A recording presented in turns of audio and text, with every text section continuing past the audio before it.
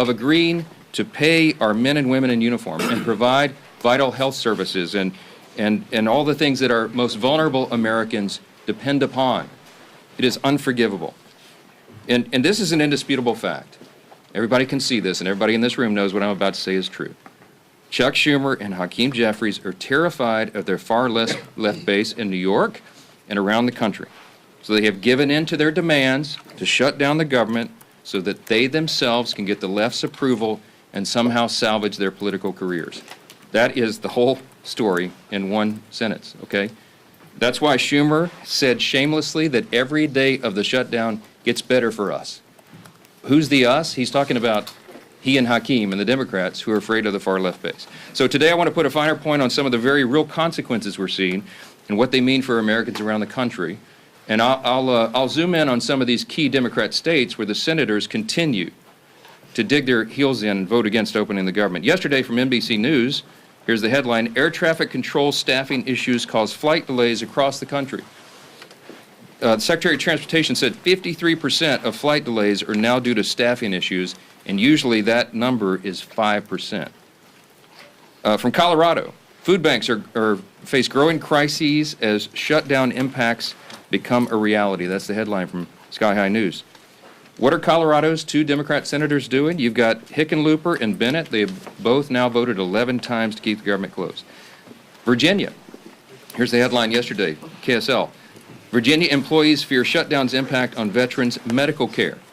And meanwhile, there are two Democrat senators, Tim Kaine and Mark Warner, have voted repeatedly to put their thumb in the eye of those veterans, and they won't end this pain. From Hawaii, Hawaii News Now says, headline, government shutdown impacts telehealth for seniors in Hawaii.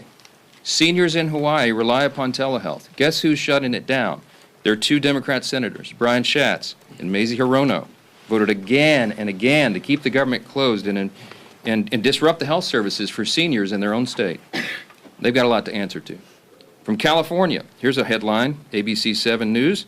Alameda food banks step in to help TSA workers, families impacted by government shutdown. That is disgusting.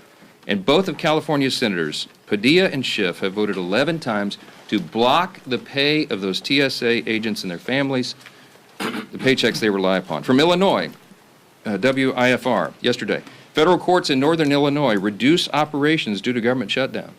The courts are reducing operations, and you've got Illinois Democrats, Senators Duckworth and Durbin have voted to keep the government closed. We can do this all day long.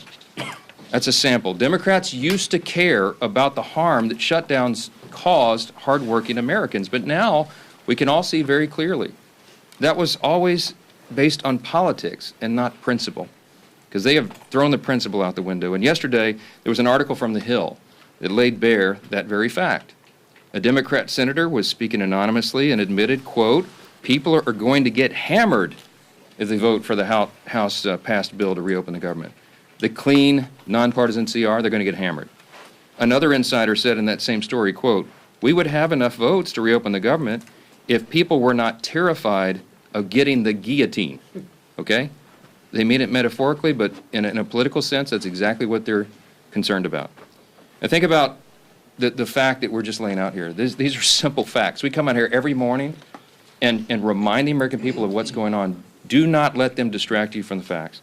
The American people would have an open government if Democrats were not terrified of their radical base. That is the headline. Every single one of you should write that. That's the ugly truth. The Democrats are not governing in good faith. They're covering their own tail. They're out here decrying the so-called forthcoming health care crisis, they say. It's the one that they themselves created. The Democrats created Obamacare. They're the ones that created a subsidy with an expiration date. They're the ones that did all of this. Republicans are trying to fix it.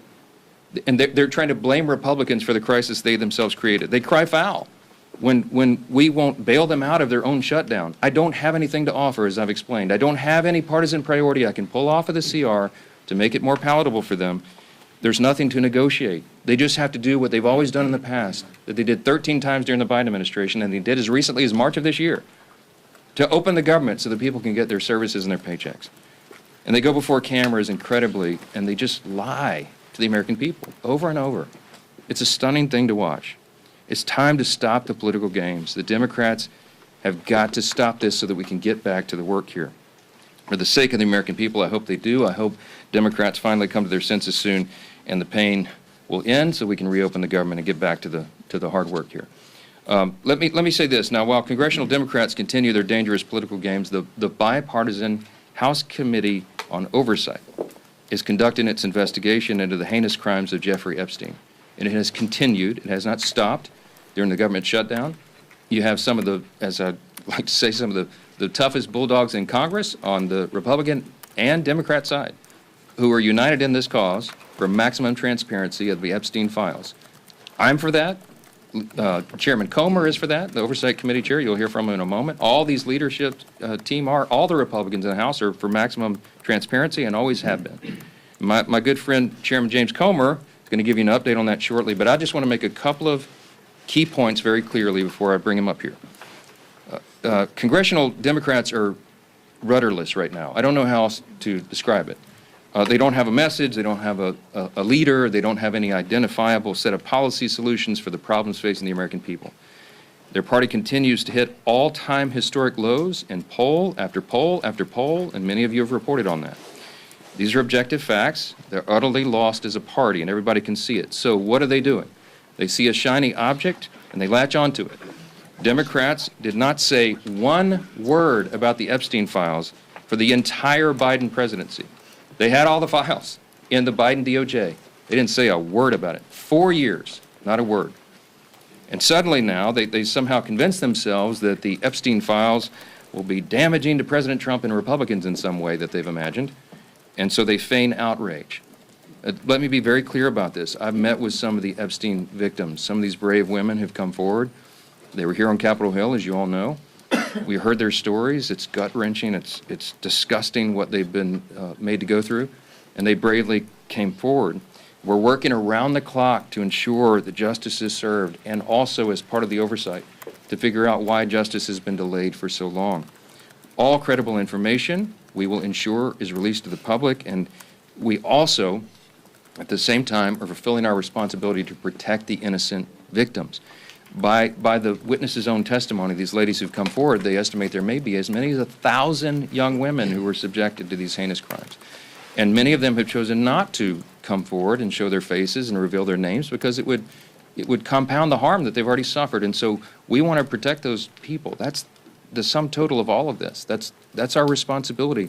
And short of that, we want maximum transparency. And that is exactly what the American people are getting right now. That oversight investigation, they're working around the clock, and here's what the latest update, if you're not keeping track. They have now subpoenaed and released 43,000 pages of documents. They have subpoenaed and released DOJ and Epstein estate documents, with more to come. They've issued 11 deposition subpoenas, and they've released Bill Barr's deposition transcript. Just a few days ago, they released the transcript from the interview with Alexander Acosta. They requested and begun to receive suspicious activity reports from the Treasury Department, and the department has fully cooperated in that. And they published letters from Eric Holder, Merrick Garland, and James Comey stating they had no knowledge or information related to the committee's investigation. Those documents include the ones that were released on Friday of last week, okay? The Epstein estate documents include his personal phone logs, his travel logs, his financial records, the ledgers that many people have been wanting to see, and even his daily calendar. The investigation and continued document release is ongoing even as we speak. And let me say this clearly as well. The bipartisan House Oversight Committee is already accomplishing what the discharge petition, that gambit, sought, and much more. The Epstein estate files that have been this new treasure trove, the third batch of information released right now, was not even included in the discharge petition. You didn't even think of it. And again, the investigation is bipartisan, it's nonstop, and it's far broader in scope than what is covered by the discharge petition and has already yielded significant results. Unfortunately, some Democrats and sadly even a couple of Republicans have tried to make this a political issue. They seem to be more interested in trying somehow to lay a glove on the president than in securing justice for these victims, and I think that is shameful. But as Chairman Comer will tell you, the work of the bipartisan investigation continues, and we brought him here to share with you some of those thoughts. Chairman Comer, thank you for your hard work, and take it away. Thank you. Well, thank you, Mr. Speaker. As Speaker Johnson already said, today marks the 21st day of the Schumer shutdown. Democrats' political games are hurting hardworking Americans. This week, essential federal workers won't receive their paychecks because Democrats voted against paying them. That includes Border Patrol, CBP agents, TSA, FAA staff, DOD civilians, FEMA responders, and Capitol Police officers. The overwhelming majority of Americans oppose this Democrat shutdown. Democrats know it, so they're trying to distract from the fact that they shut down the government by pushing a false narrative about President Trump and Jeffrey Epstein. Let me be clear. No one is protecting Epstein or his associates. The House Oversight Committee is conducting a thorough review of the federal government's handling of the Epstein investigation, one that goes far beyond the discharge petition the legacy media is obsessed with. To date, the Oversight Committee has released over 43,000 pages of documents and issued 13 subpoenas. We've conducted a deposition with former U.S. Attorney General Bill Barr and a transcribed interview with former U.S. Labor Secretary Alex Acosta. I don't think I need to remind anyone in here, they are both Republicans and both former cabinet secretaries in the Trump administration. And guess what? Those interviews completely debunked the Democrat smear against President Trump.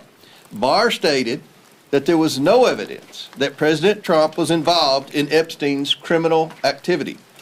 Acosta confirmed there was no contact with President Trump during the Florida case. No link, no conversations, nothing. Despite these facts, Democrats, especially Ranking Member Garcia, continue to spread lies about President Trump, and they are lies. They're infected with an incurable case of Trump derangement syndrome. Oversight Committee Democrats post daily about Epstein. In fact, they've posted or reposted about Epstein nearly 60 times on X since the shutdown began. You know how many times they posted about essential federal workers not receiving paychecks because they voted against funding the government? Once. They've posted about that once on the Democrat Oversight Committee and over 60 times about Epstein. You see where their priorities are. Let's be clear. Democrats don't care about transparency or accountability in this matter. The evidence we've gathered does not implicate President Trump in any way. Public reporting, survivor testimony, and official documents show that Bill Clinton had far closer ties to Epstein. We're working to bring former President Clinton in for a deposition, but the Democrats aren't helping one bit. You would think, since we've already brought two former Trump cabinet secretaries in, they would be willing to bring in a Democrat who's had publicly a far closer relationship with especially Maxwell and Epstein. So why is that? That's a question every reporter should be asking Ranking Member Garcia and every Democrat on the committee. Why aren't you helping to bring Bill Clinton in for an interview and deposition just like we brought in Barr and Acosta? The Oversight Committee remains committed to accountability and transparency for the American people and for Epstein's victims. Our investigation has not stopped during this shutdown. We've released more documents just this past Friday. Democrats need to stop playing games and vote to reopen the government. With that, I yield back to the speaker. Thank you, Chairman Comer, and truly appreciate the hard work you continue to do to get the facts out. And that's what this has always been about. I want to continue to get those facts out, and your committee has been working tirelessly to do just that. As we enter the third week of Chuck Schumer's shutdown, I think nobody can sum up just what is really going on better than the article yesterday in The Hill. You know, we've been saying up here for weeks that the real motivation behind the Democrat shutdown of the government is that they're afraid of the most radical far-left elements of the Democrat Party base. And yesterday, The Hill, in a pretty riveting article, laid bare the underbelly of the Democrat Party's motivation. It truly is fear of their own party's base that has driven the Democrats, especially in the Senate, to shut down the government. It's a calculated decision. And the continued votes, including yesterday, to keep the government shut down has been a direct result of the fear Democrats continue to have of their own party's base. Some of the most radical elements that you saw at the Hate America rally. We showed it up here on this dais yesterday with some of the most vile things that you saw. Many people that were holding signs calling for the death of the President of the United States. That's who Democrats in the Senate are most afraid of. And they're willing to inflict pain on millions of American families. And I think it's very important to understand what they're saying. There was one Senate Democrat aide who said people are going to get hammered by their liberal base if they vote to open up the government. So they're not concerned about the millions of families who are suffering because they're keeping the government shut down. They're just worried about getting hammered from their own base. And the Speaker laid out some of this too. There was another senator who said, quote, they'd vote to open up the government yesterday if left to their own devices, but don't want to risk an angry backlash from their base. They'd be more than willing to do it. They know it's the right thing to do to open up the government, but they're scared to death of the backlash from the radicals in the Democrat Party. Another person said enough Democrats would vote to reopen the government, quote, if people were not terrified of getting the guillotine. You know what that means.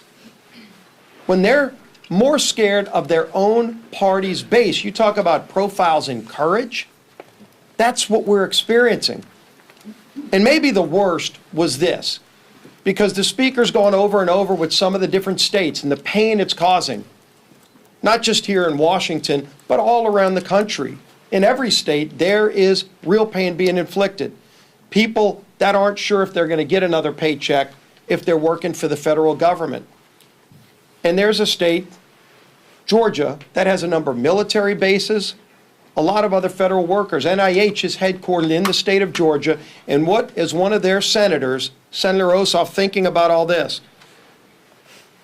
Another Democrat said, Senator Ossoff's calculation is, quote, do I vote to open the government up and get crushed and can't raise a single dollar of low dollar money?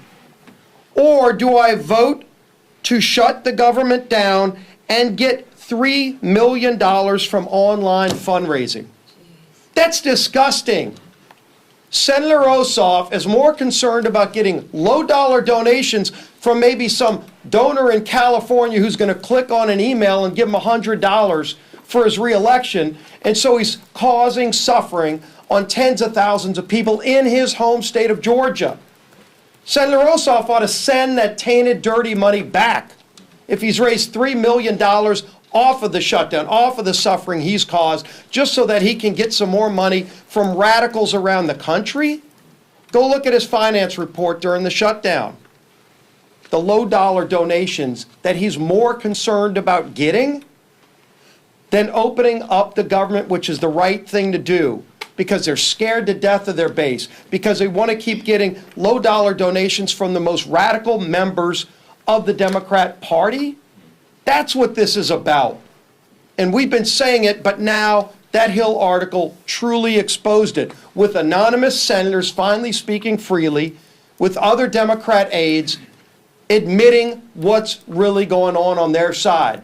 And when they asked the Speaker, gee whiz, is there something else you can offer? What is there to offer to a party who's so morally corrupt and bankrupt that they're willing to sell out the American people because they're either scared of their base or they want to just keep getting low dollar donations from donors around the country who are rooting for chaos for America, who want to undermine this country? That's what's going on here.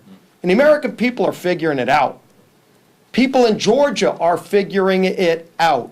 They know why they're seeing the suffering, and their own two senators are voting for that suffering, and now you know why. It's laid out in full display for everybody to see. We're here ready to get back to the people's work for all the American people, not just for some far-left radical base who's holding the Democrat Party in D.C. hostage. Finally show some courage, some moral clarity. All we need is 5 senators to stand up and do the right thing. and it's long past time they do it. Now, our Webb, Tom Emmer.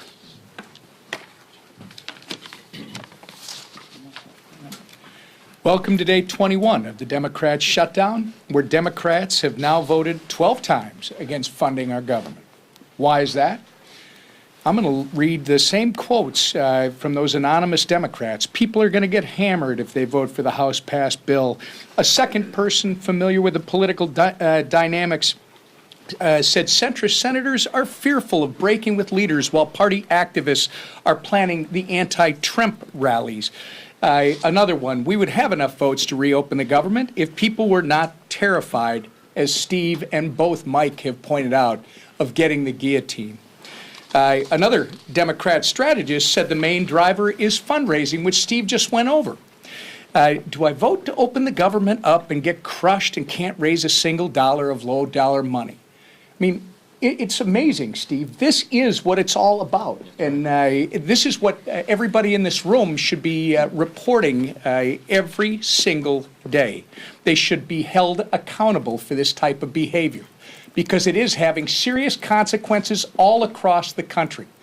Real Americans are getting hurt while these political elites in the defunct Democrat Party are playing political games.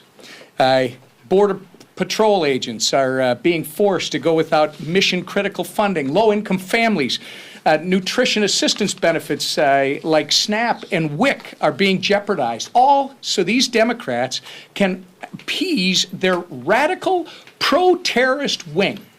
That is what they are.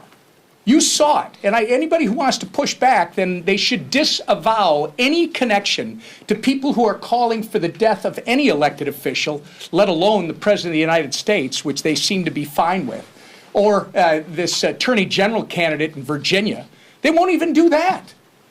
This is a party without a message, without a leader, and without a future at this point. They are well on their way to being left on the ash heap of history. It's despicable, and it's downright wrong. We've got news for Chuck Schumer and the soon-to-be former leader of the Democrats in the House. Your Hate America rally is over. It's past time for you to stop thinking about yourselves and start thinking about the people that you were hired to serve. The American people are not and should not be pawns in your shutdown games, and they should not be forced to suffer just so you can play politics here in Washington, D.C. Put an end to this madness, pass our clean CR, and let's reopen this government immediately. Our conference chair. Thank you. Well, good morning, everybody, and thank you, Mr. Comer, for being here.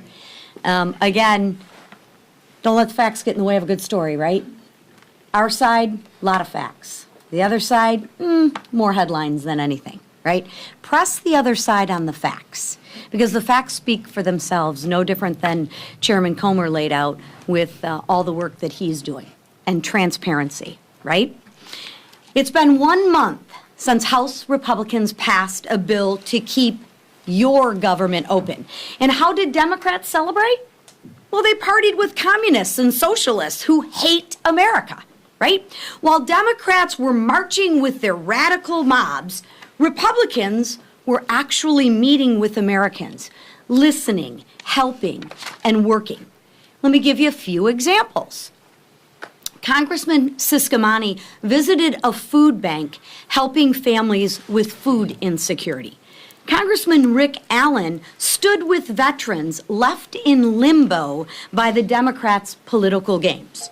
And Congresswoman Nicole Malliotakis thanked U.S. Park police officers while they worked without pay.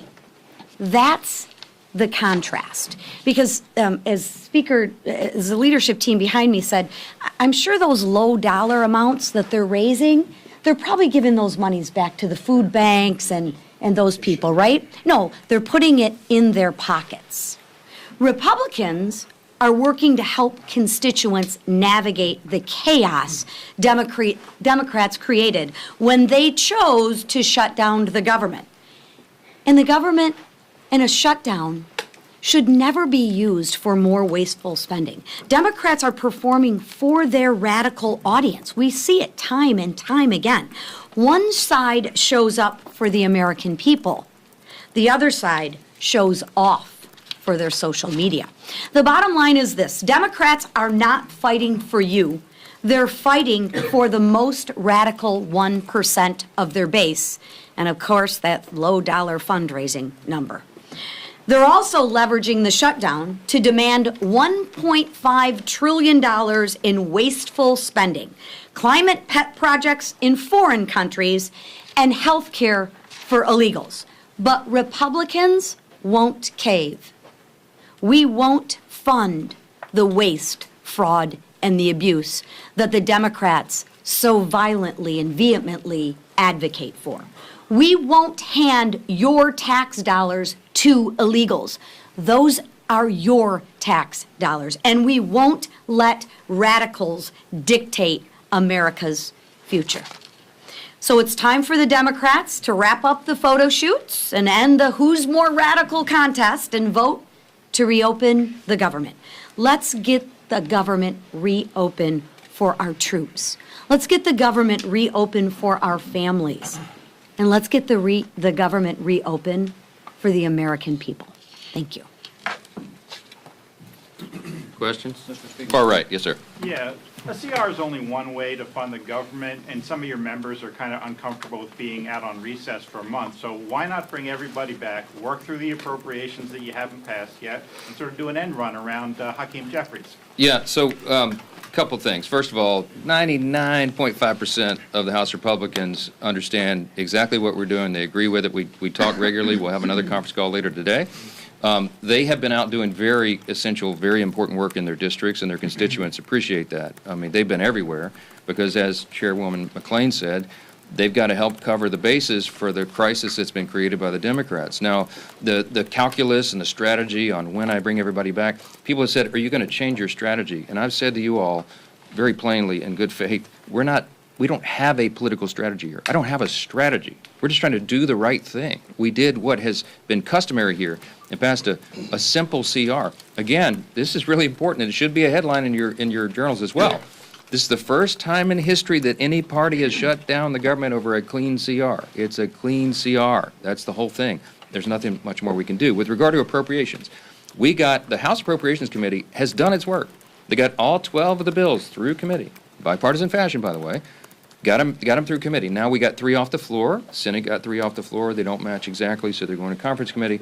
The appropriators are working during this period when we're not here on the floor. They're working and coordinating amongst themselves across the aisle and across chambers to get the next batch of approps ready and teed up for House passage. As soon as we get back to regular legislative session, we look forward to doing that, and the clock is ticking. Remember this as well. The CR was set to November 21st. Was that a random date? No, that date was chosen by Republicans and Democrat appropriators, decided upon to allow for 7 additional weeks so they could finish the job that you just asked about. Right now, the great irony is the Democrats who say they want everything to be done, they are the ones that are eating up the clock. They're preventing that very thing from happening. So many of you have asked me in the hallway, is November 21st going to allow enough time? That's becoming a very dicey prospect right now because we need every single day. Now, the appropriators are working right now. As we speak, they're working on it.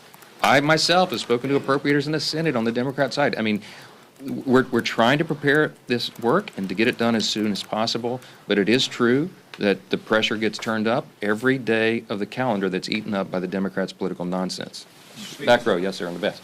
Thanks. CBS News is out with reporting this morning that a pardoned January 6 rioter was charged and arrested this week with threatening to kill Hakeem Jeffries. Do you have any reaction to that? No, terrible. That's the first I've heard of that. I don't know anything about it. But anybody who threatens to kill any political official, we denounce it absolutely. They ought to have justice fall upon their head.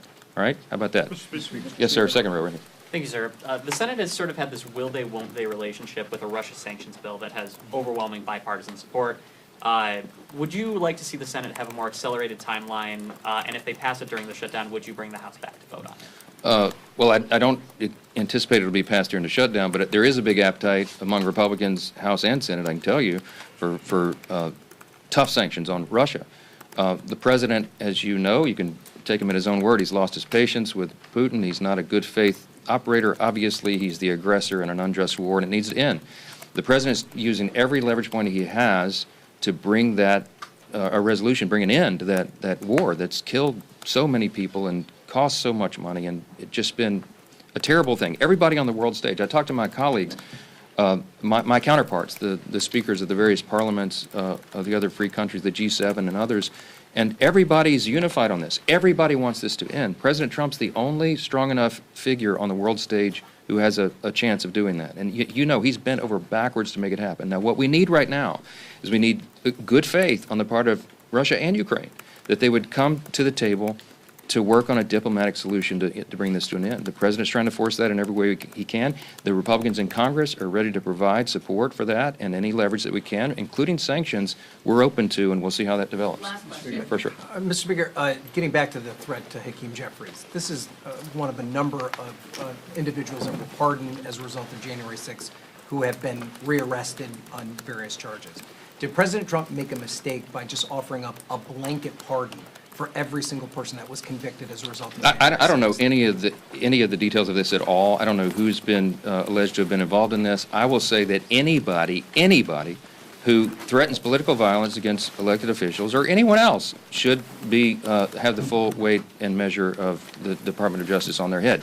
I trust that will happen. I hope it will. We are intellectually consistent about that, obviously. I will tell you this. The violence on the left is far more prevalent than the violence on the right. Don't make me go through the list. You all know it. All of these the assassination culture that's been advanced now, this is the left in almost every case that is advancing this and not the right. So let's not make it a partisan issue. You don't want me to go there. We're just going to say anybody, any deranged individual, this has to stop. And the rhetoric that you saw on display on Saturday, we highlighted yesterday, it plays into this, okay? There are people that get triggered. There are deranged people in society when they hear elected officials participating in a rally that was paid for by Soros and sponsored by communists, with signs and placards and mantras that were repeated that we should bring death to, fascist politicians. What they mean is they call every Republican a fascist now.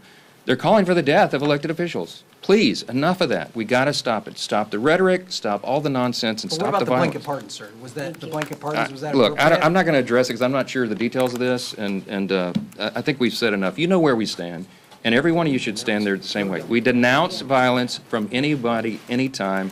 Those people should be arrested and tried. Mr. Thanks. Speaker, should the president have bipartisan negotiations to end the shutdown? Why isn't he involved?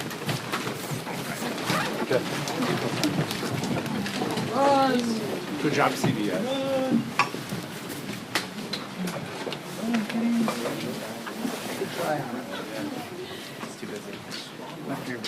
Lisa McLean rolls her eyes and stares at me every day.